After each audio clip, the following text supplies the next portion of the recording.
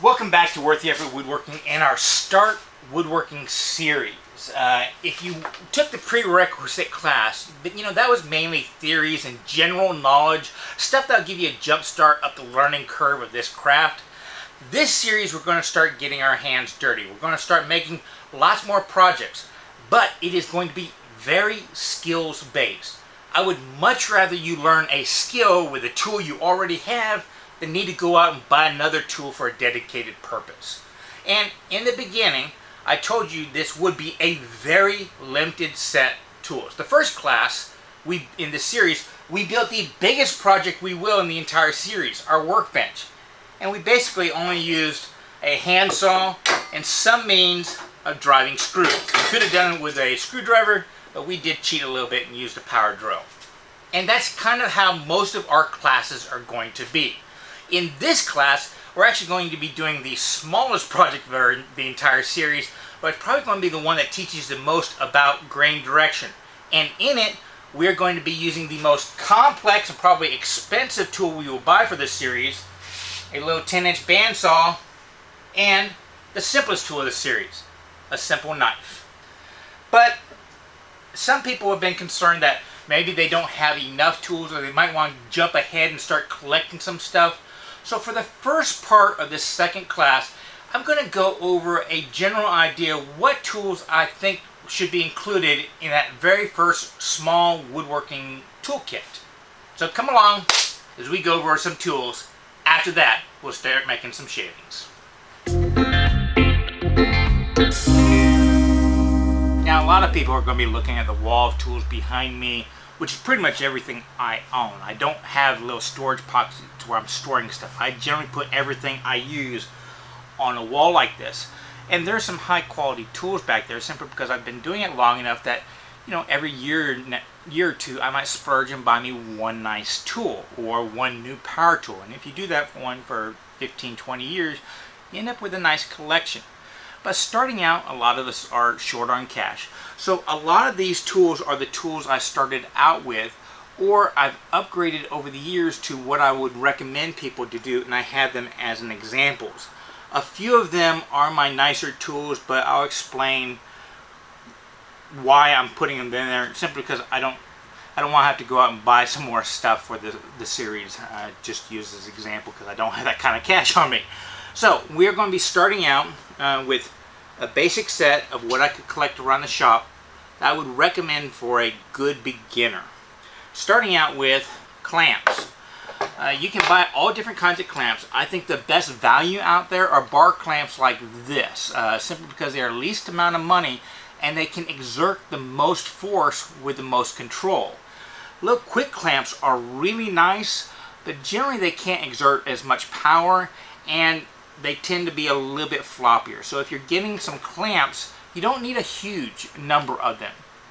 2, maybe 3 out of a garage sale, something for a project about this big, which is what we will be building in this series, and you will be fine.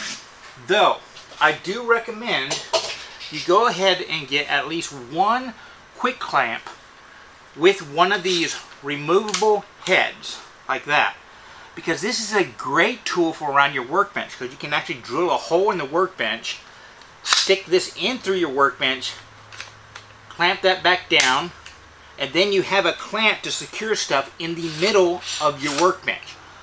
Wonderful tool for that kind of stuff. And you can actually use it on the other side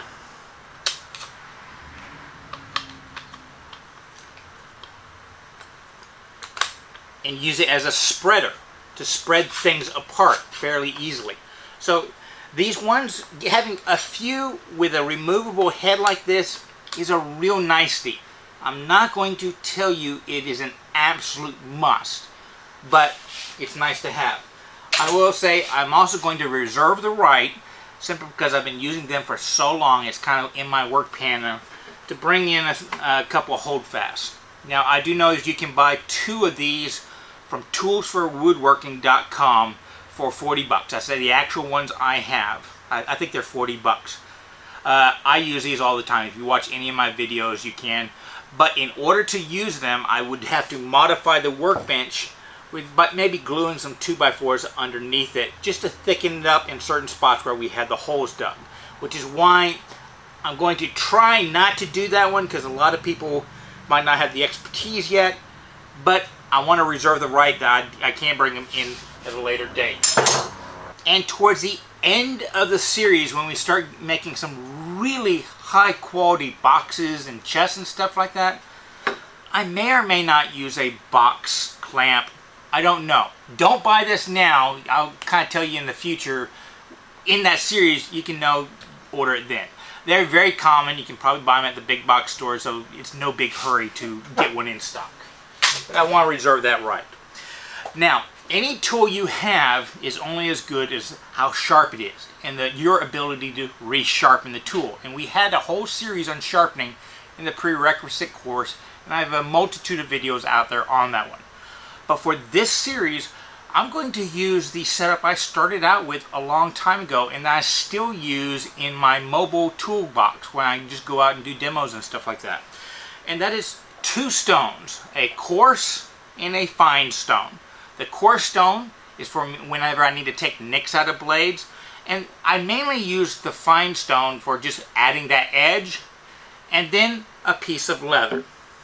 I am going to start out using this horse butt I just got, but from my experience, any piece of leather will do you. And that should take care of most of the sharpening for just pretty much all the tools you will need in this series. Next up is hand planes.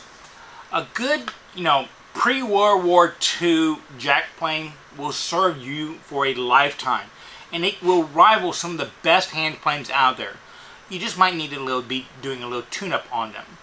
I know that you can get really nice ones for about $45 to $65 off of auction sites, or I'm willing to bet, if you know a woodworker, they probably have a couple of these in their stock, and they will be more than happy to loan you one if you tune it up and keep it sharp for them. I am really tempted to use my jack plane, because that's what I've been using for the past decade, but I think I'm going to stick to what I feel most of y'all will be starting out with, just an inexpensive vintage hand plane. I cannot really recommend any in this kind of price range newer than World War II. And if you want to go into a lot of research on that one, there's a lot of information out there on that, especially from the Blood and Gore page. Just search Blood and Gore hand planes and you'll find a lot of information there. The other hand plane I'm going to recommend is a Stanley block plane. I think this is a 960 or 920, I forget. In either way, it's the one where you have the little adjuster on top, a brass knob on the front, a brass knob on back, the adjuster right here, and an open and closing mouth. This right here is one of those unicorns in its class. I want to say they price them right around $45 for this tool, and it's really nice for what it is. This is one of the first hand planes I ever bought. Now, you don't see me using it much in my videos because I am a big fan of the Veritas low angle block plane. This is a low angle block plane. And I use that for everything you would use a block plane for, and also as a smoother. It's the one that has a wood knob on it, but that's about 3 times as much money. If you can afford it, that's one of those ones that I would highly recommend, as it's something you use for your lifetime.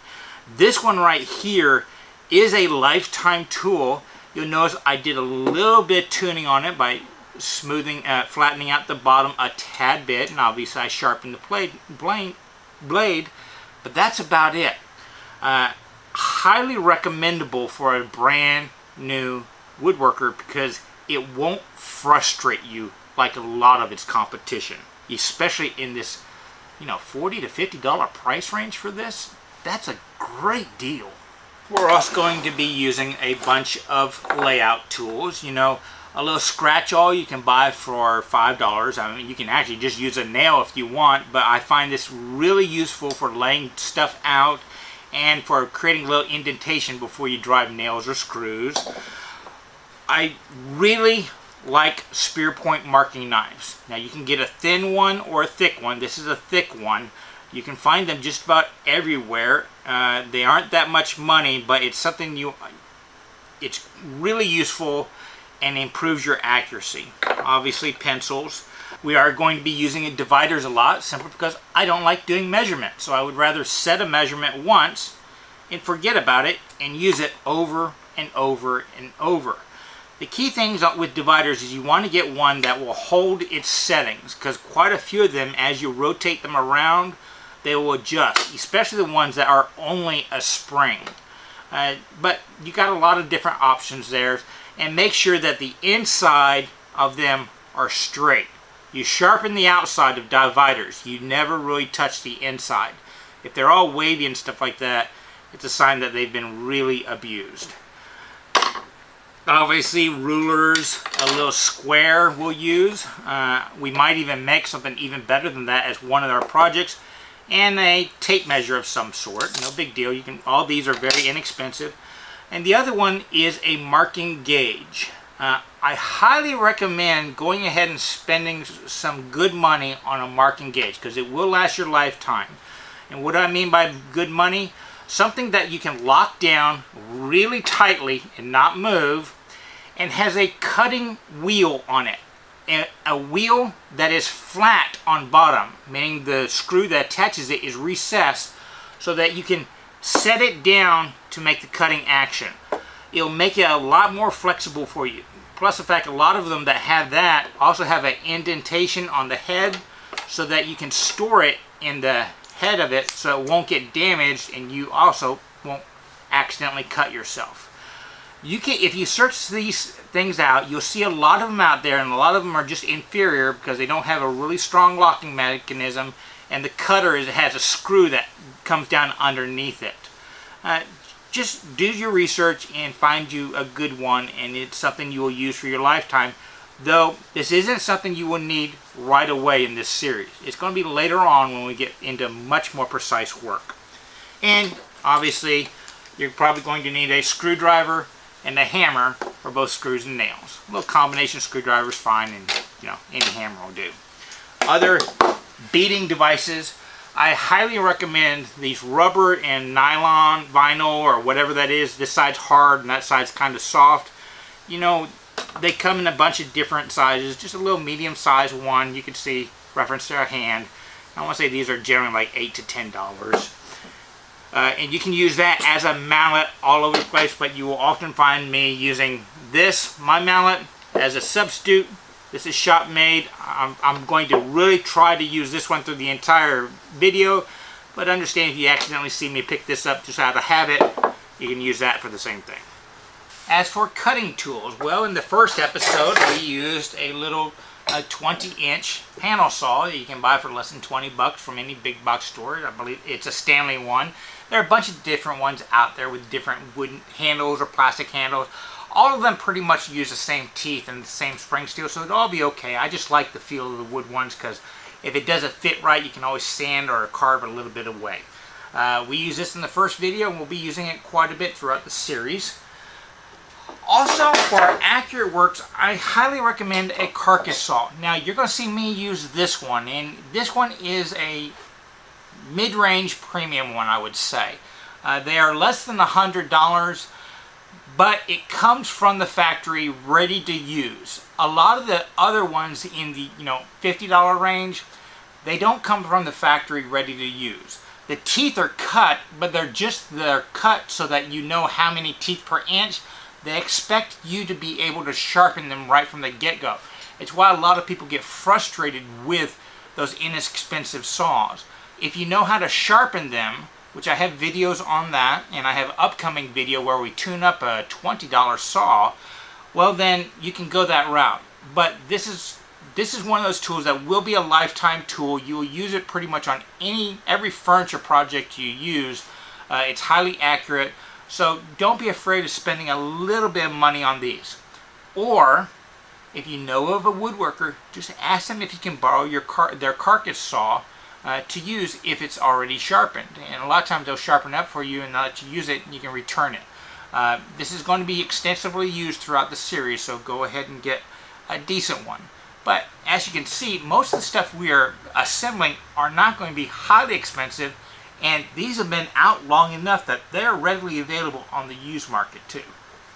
Plus, we're going to use a coping saw. I want to say these are $12. This is an Olsen one. It's probably the one I would recommend, but it's not much money, and they suck no matter what, so don't worry about it. For drilling, I did use a power drill in the first episode because we put in about 100 screws into this building this table. But for the rest of the series, I'm going to try and stick with a little egg beater drill. If you want to use a cordless drill or a corded drill, that's fine, no big deal. They all make holes. But I want to use this one because they are readily available on the used market. They aren't that much money. If you are teaching your kids or anything like that, this is a fun tool that will improve their hand coordination. And they're pretty quick and efficient. They'll last your lifetime. You never have to charge them up. And the bits we'll be using are held in the handle. So organization is pretty good. For finish work, we're going to make extensive use of card scrapers. And you can get these in all different sizes and packs and stuff like that. You know, you get a $10 pack of card scrapers, you get a couple square ones of different thicknesses, and maybe a couple French curved ones, you'll be set. You'll also, I forgot to get some kind of burnisher to burnish them. And for shaping, a little Shinto rasp. Though I do reserve not using this one, or maybe putting it off until the very end. I don't know yet, but it might be coming up in the series. It's just a very flexible, inexpensive tool, but you could get the same results just putting a coarse sandpaper over a dowel or a flat stick, and it'll serve the same purpose. And then chisels. I can guarantee you most all the chiseling we will be doing will be with a 1/2-inch chisel. And I've talked about chisels in the prerequisite course series and a couple other videos of quality and stuff like that, so you can make a good decision on your own.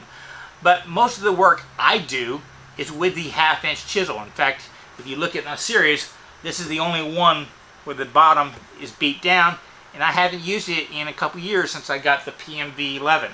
So yeah, it would be nice to have one large chisel. This is a 1-inch one, and one small chisel. And if you're getting a small chisel, I recommend getting a 1/4-inch one, because a lot of times when you're making mortars and tenon joints, you're doing 1/3 of the thickness of the piece. And a lot of times we will be using big box store 3/4-inch wood or plywood in this series. So that right there will be good for making your mortise and tenon joints. It'll just 1/3 of the thickness of the boards we will commonly be using.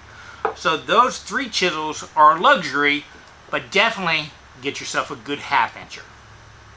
And if you can, get one that's a true imperial, because I do a lot of tricks where I just kind of use this to walk off distances, just because it saves time in measurement. And having a real 1/2-inch means it will correspond with the other tools you'll be using. Now, as I mentioned earlier, you don't have to have all those tools from the get-go.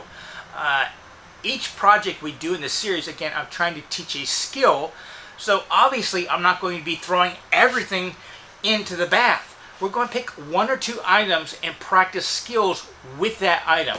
And in this first class, we're going to be working with the bandsaw and a knife.